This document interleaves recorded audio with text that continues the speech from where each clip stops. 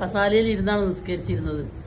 അങ്ങനത്തെ ഇപ്പം ഞാൻ നിലത്തന്നെ കൈ രണ്ടും കുത്തി കാല് കുത്തി നല്ലോണം പോലെ നിസ്കരിക്കുന്നുണ്ട്.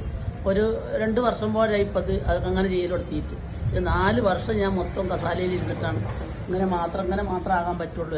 അങ്ങനെ ഇപ്പം നല്ല എവിടെ ഇപ്പം ഈ കോണിയൊക്കെ ഞാൻ കയറി നല്ല ഒരു ഞാൻ പിന്നെ അതിന്റെ മുമ്പ് ഡോക്ടറെ കാണിച്ചിട്ട് എല്ലിന്റെ ഡോക്ടറെ കാണിച്ചിട്ട് എല്ല് തേമാനെന്ന് പറഞ്ഞിട്ട് അതിനുള്ള മരുന്ന് കുടിക്കും.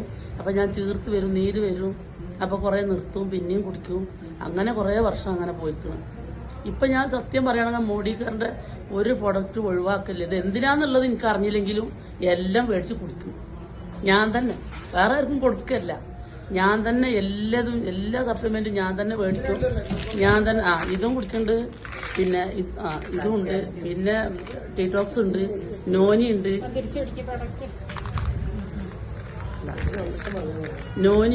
എൻ്റെ 2 കാലിന്റെ മുട്ടിൽ ഇഞ്ചക്ഷൻ വെച്ചിരുന്നു.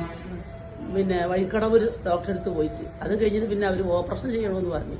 അപ്പം അതിനൊക്കെ വ്യത്യാസമാണ്. ഇപ്പം ഞാൻ എൻ്റെ ജ്യേഷ്ഠത്തിക്കും കൊടുക്കുന്നുണ്ട്, അവരും കുടിക്കുന്നുണ്ട്, അവർക്കും നല്ല മാറ്റമാണ്. എനിക്കിതിൻ്റെ കാര്യം നല്ലോണം പറയാനുണ്ട്. പക്ഷെ സ്റ്റേജിൽ കയറുമ്പോൾ പറയാൻ പറ്റില്ല.